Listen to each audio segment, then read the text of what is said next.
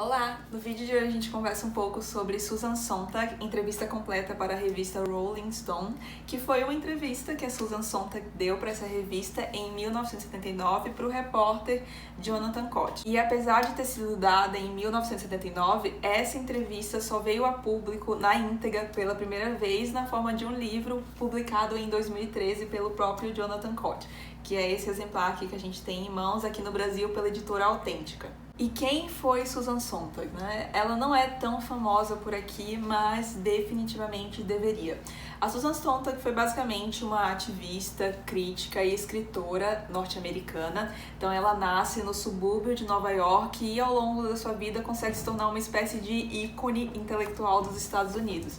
E um dos motivos pelos quais eu me interessei muito por ela foi porque eu tinha visto que ela era meio que self-made, sabe? Por algum motivo eu achava que ela era filha de alguém famoso e aí que por causa disso acabou ficando famosa também. E nenhum demérito em pessoas que ficam famosas assim, mas é só que essas pessoas mais self-made, né, que se fizeram sozinhas, acabam me interessando mais, e é o caso da Susan Sontag. Esse foi o meu primeiro contato com a Susan e eu gostei muito de ter começado por esse livro aqui. O Jonathan Cott, né, que é o repórter, ele também foi aluno da Susan Sontag quando ela lecionava em Columbia. E no início desse livro ele escreve um prefácio para apresentar a Susan ao leitor.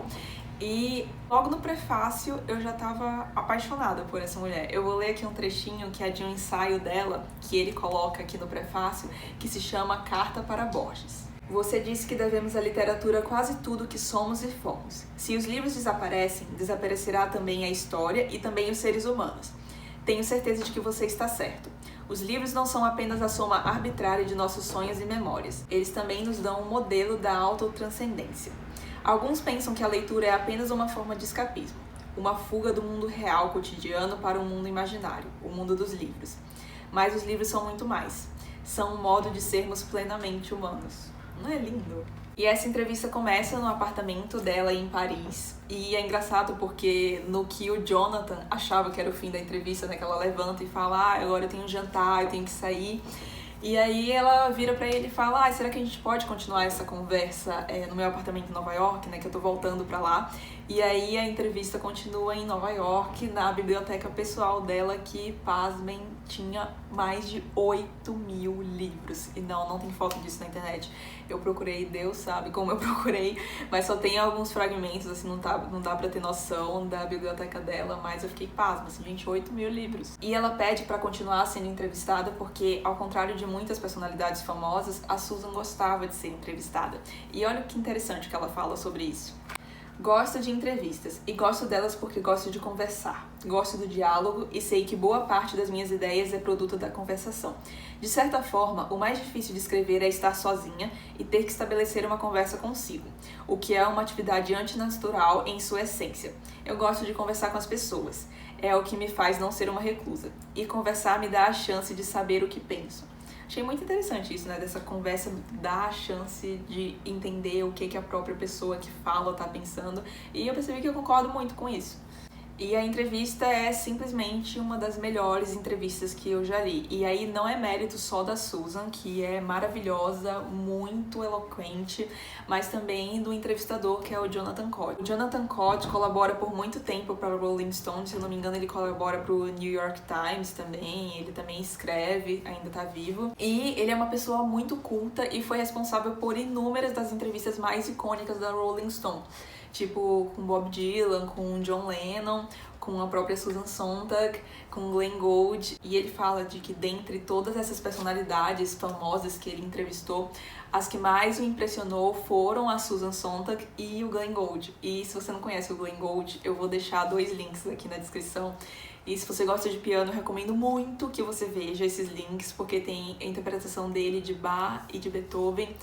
E, assim, é bizarro, de outro mundo. Pianista sensacional, e também o que ele fala de Beethoven dá um calorzinho no coração. Enfim, mas voltando para Susan Sontag, ele fala que tanto a Susan como o Glenn Gould falam muito bem, não respondem apenas parágrafos curtos e diretos, não, eles desenvolvem parágrafos longos, todo um raciocínio, e aí fica parecendo uma conversa, sabe? Não parece aquela coisa, pergunta-resposta, pergunta-resposta. Não, inclusive aqui a Susan, às vezes, o Jonathan Cott pergunta alguma coisa pra ela e aí ela devolve uma pergunta também, sabe? Fora que as perguntas são muito inteligentes, não é só aquele, o que você tava pensando quando você escreveu X, o que te inspirou quando você escreveu esse livro? Não, são perguntas que relacionam vários temas da vida dela com as obras, dá pra ver que ele realmente se aprofundou muito e que ele conhece, que ele realmente admira a Susan, mas também sabe ser bem crítico em relação a ela, como a gente vê aqui, o que é bem legal. Então aqui a gente consegue ter um bom panorama, assim, da Susan, tanto dela como da obra dela. Então ela fala de algum dos livros dela,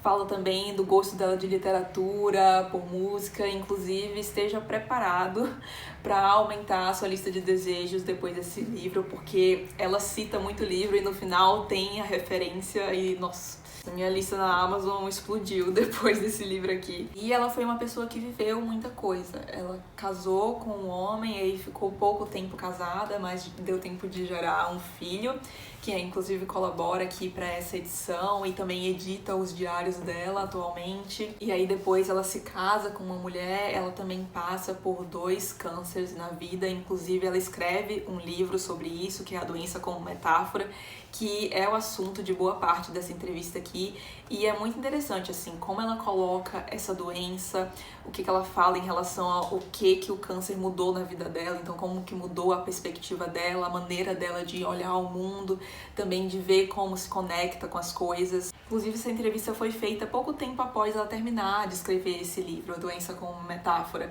Então acaba que é um assunto meio quente ali para eles conversarem, e é muito interessante. Tudo que essa mulher fala é digno de citação.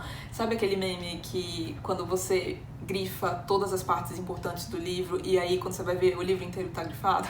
Então, eu risco meus livros e grifo também, faço umas marcações com fitinha, post-it, e eu tive que me controlar muito para não transformar esse livro num meme, assim, porque é impressionante. É tipo de coisa que você lê e fica tão impressionado e fica, como é que essa mulher consegue? E acaba sendo uma inspiração, sabe? Você vê como ela questiona todo mundo ao redor dela, como ela é inteligente e como ela coloca essa importância de estar sempre se atualizando, sempre se questionando. Inclusive, ela termina a entrevista com uma frase que eu achei sensacional.